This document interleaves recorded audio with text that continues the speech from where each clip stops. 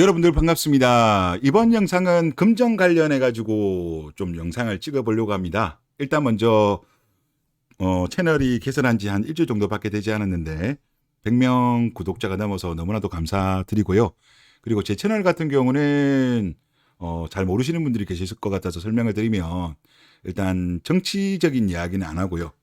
그 외에 어떤 우리들의 삶과 관련되어서 뭐 경제라든가 사회라든가 뭐 삼테크 뭐 이런 걸로 좀 이야기하는 채널이다, 그렇게 봐주시면 될 것 같습니다. 이번 주제 같은 경우는 이제 친구들 간의 금전거래, 요거 가지고 이야기를 해볼게요. 아무래도 요즘 이제 경제가 안 좋다 보니까 뭐 주변에서 돈 좀 빌려달라는 이야기도 많이 있나 봐요. 그리고 아마 이후에도 이런 이슈는 많을 것 같습니다. 그래서 요거를 우리가 어떻게 대처하면 좋을지, 뭐 제 개인적인 의견, 그리고 다른 분들도 요거 관련해 가지고 보면 좀 괜찮은 거를 제가 좀 찾아서 또 플러스를 했고요. 그리고 여러분들도 혹시 좋은 의견이 있으시면 좀 댓글을 달아주시면 서로 이제 정보를 공유하고 우리 삶에 어떤 뭐랄까요, 집단 지성의 힘을 또 얻을 수 있지 않겠느냐, 그런 의도라고 보시면 될 것 같습니다. 일단 내용은 이렇습니다. 제가 사연을 하나 가져온 거를 말씀드리면, 30대 중반 남성이신데요. 이제 본인이 돈을 좀 벌다 보니까 주변에서 자꾸 돈 빌려달라고들 합니다. 저는 친구끼리 돈 거래를 안 하는데 좋은 핑계거리가 없나요? 요런 이제 사연입니다.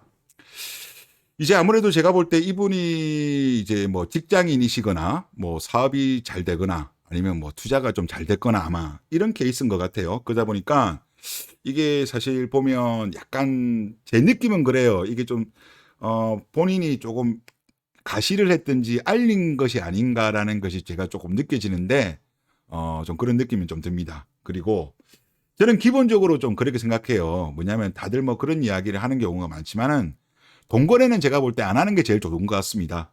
보증도 안 쓰고 돈거래 안 하는 게 제일 좋고, 그리고 이게 사실 직장 생활을 안 할 때 나이 때면은 관계는 없는데, 이제 사연인 경우 같은 경우는 30대 중반이라고 했어요.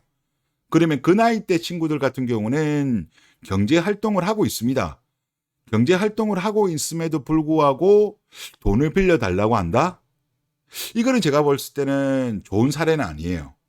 왜냐하면 뭐 저도 경험을 해봤지만은 이제 보통 이제 주변에서 돈 빌려 달라고 하면 일반적으로 주변에서 돈 안 빌립니다. 요즘은 뭐 전반적으로 돈 안 빌려주는 문화가 팽배해지고, 그리고 요즘 같은 경우는 은행에서 뭐 대출 많이 해주잖아요. 그리고 뭐 긴급 대출, 뭐 카카오뱅크라든가 뭐 토스라든가 이런 소액 대출도 있고, 그리고 뭐 요즘은 그런 어떤 어플들을 통하면 예를 들어서 클릭 몇 번만 하면 이금융권까지도 싹 다 되잖아요. 그래서 통상 제가 경험상으로 보면 지인까지도 빌려달라는 사람들 같은 경우는 금융권에서 대출을 거의 받을 수 있는 만큼 다 받은 다중채무자가 많더라고요. 근데 그 다중채무에서만 그치는 것이 아니라 이제 예를 들어서 저 같은 경우라고 한다면 저보다 더 가까운 사람이 있을 거 아니에요? 돈 빌려달라는 분이 그 사람한테까지도 빌린 경우가 많더라고요. 그러다 보니까 나중에 돈을 이제 받으려고 하면 상당히 애로사항이 많았고 못 받은 경우도 저는 상당히 많았습니다. 그렇고 물론 이제 경우에 따라서는 뭐 또 도와주는 경우도 있었어요. 있는데 이제 그거는 저는 어떤 판단을 하냐고 하면, 정말 뭐 사연을 들어봤을 때 정말 힘든 경우고 필요한 경우고 부득이한 경우면 그렇게 하는데, 그런데 그 사람이 돈을 빌려 달라 하기 전에 얼마만큼 본인이 노력하는 것도 저는 봅니다. 뭐냐고 하면 투잡, 쓰리잡이라든가 이런 걸 통해 가지고 어떻게 하든지 간에 본인이 이제 최대한 남한테 돈을 빌리지 않기 위한 노력을 하는 모습이 있냐 없냐, 그거를 이제 저는 보는데, 보통 이제 제가 경험상으로 보면 이런 노력을 안 한 상태에서 돈 빌려 달라고 하는 경우가 많아요. 그러니까 보통 이제 이렇게 어쨌든가 자기가 그 어려움을 돌파하기 위해서 투잡, 쓰리잡까지 뛰는 분들은 주변 지인들한테 돈 빌려달라는 경우는 저는 거의 없습니다. 없다고 보고, 그리고 저 같은 경우는 이제 이거를 과거에 거절한 경우가 뭐 여러 차례가 있는데, 그 중에 이제 대표적으로 세 케이스 같은 경우는, 한 분 같은 경우는 지금도 잘 지내고 있습니다. 10년 뭐 그 일이 있었던 게 10년 전인데도 잘 지내고 있고요. 그리고 두 케이스 같은 경우는 금액도 얼마 안 됐습니다. 금액도 얼마 안 됐지만은 아까 앞에서 말씀드린 것처럼 그분들은 저한테 이야기한 적은 없지만 저는 주변을 통해 가지고 이야기를 들었었어요. 이미 대출을 땡길 만큼 다 땡긴 상황이었고, 그리고 뭐 본인들이 주변 지인들한테도 빌렸고, 이제 제 차례까지 온 거죠. 제 차례까지 왔는데도 불구하고 뭐 본인이 어떤 그런 경제적인 어려움을 극복하기 위해서 투잡, 쓰리잡 이런 걸 띄고 있지 않다는 것도 알고 있었어요. 그러다 보니까 사실 금액이 얼마 안 됐음에도 불구하고 제가 거절했어요. 거절하니까 이 두 사람 같은 경우는 저를 그 후로 이제 연락을 서로 안 하는 사이가 됐습니다. 자연스럽게 그렇게 되더라고요. 아무래도 제가 볼 땐 삐진 것 같아요. 뭐 돈 몇 푼 안 되는 거 그거 없지도 않으면서 왜 안 빌려줬냐 막 그런 생각인 것 같은데, 저는 오히려 지금 그게 10년 이상 지난 건데 지금 와서 보면 오히려 뭐 다행이라고 저는 그렇게 생각이 들고요. 그리고 또 친구들 간에 거래를 하다 보면 이게 큰 금액은 좀 그런 경우가 덜하지만은 이제 금액이 작은 경우들 같은 경우는 사실 뭐 못 받는 경우가 상당히 많습니다. 뭐 다른 분들 이야기를 들어봐도 그런 경우가 상당히 많고, 또 뭐 이런 유사한 사연들을 제가 많이 좀 찾아봤거든요. 찾아보니까 뭐 기억을 심지어 못하는 분들도 있고, 경우에 따라서는 오히려 뭐 찌질하다면서 적반하장하는 경우도 있고, 뭐 상당히 좀 안 좋은 사례들이 상당히 많더라고요. 그래서 이거는 제가 볼 때 하여튼 돈 거래 안 하는 게 제일 좋다, 그런 말씀을 드리면서, 그러면 이제 이 사연분 말씀하신 것처럼 좋은 핑계거리, 대처 방안이 없을까, 이제 이런 부분인데, 일단 사전적으로는 저는 그렇게 해야 된다고 봐요. 아마 이 사연분 같은 경우는 좀 주변에 소문이 난 것 같은데, 평소에 저 같은 경우는 그렇습니다. 돈 거래를 안 한다. 과거에 내가 안 좋았던 기억이 있어가지고 돈 잃고 사람 잃고 이런 경험이 있어서 돈 거래 안 한다는 거를 저는 뭐 은연중에 뭐 이야기 나누다 보면 이야기를 해요. 그래서 저는 거의 제 주변 지인들은 이게 다 주입이 돼 있습니다. 그리고 이제 평소에도 뭐 저 같은 경우는 프리랜서 쪽으로 일을 계속 오랫동안 해왔는데, 그러다 보니까 뭐 잘 될 때도 있고 안 될 때도 있고 그렇겠죠. 기복이 당연히 있는데 프리랜서들은 하여튼 항상 힘들다고 합니다. 항상 힘들다. 그리고 뭐 입에 풀칠만 한다, 이런 식으로 계속 이야기를 합니다. 그리고 뭐 대부분 예를 들어서 돈 자랑하는 분들 있잖아요.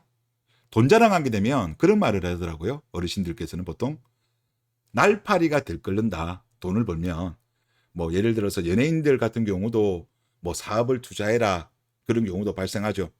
뭐 그리고 이제 로또에 당첨만 되더라도 주변에서 그렇게 날파리가 많이 들끓는다고 하잖아요. 그래서 비밀로 하는 경우가 많다고 하잖아요. 그래서 일단 돈 자랑은 절대 하지 말아야 된다. 탓겟될 가능성이 높다. 그렇게 말씀을 드리겠고, 그리고 또 그런 이야기를 많이 하시고, 저도 이제 제 개인적인 의견인데, 설령 만약에 빌려준다라고 하더라도 부담 없는 선에서, 그리고 이 돈은 있는 게 저는 제일 좋다고 생각돼요. 뭐 가령 예를 들어서 어느 정도 가까운 사이고 만약에 1,000만 원 정도를 부탁을 했다고 한다면, 그래도 이제 가까운 사이라고 한다면 그냥 뭐 한 1, 200 정도? 만약에 이 돈이 내가 또 부담이 안 된다고 가정을 했을 때 1, 200도 작은 돈이 아니죠. 하여튼 그런 식으로 해가지고 부담 없는 선에서 주고 있는 게 저는 제일 좋다고 생각돼요.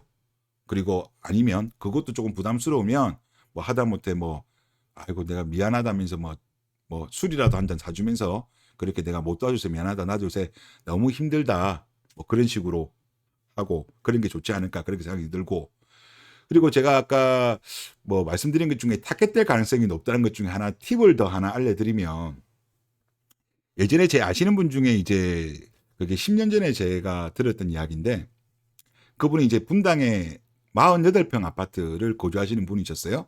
아마 그때, 지금은 아마 그보다 많이 올랐을 건데, 그때 48평 아파트에 그때도 아마 8, 9억 정도는 했을 것 같아요. 8, 9억 정도 했을 것 같은데 지금 아마 20억 가까이 하죠.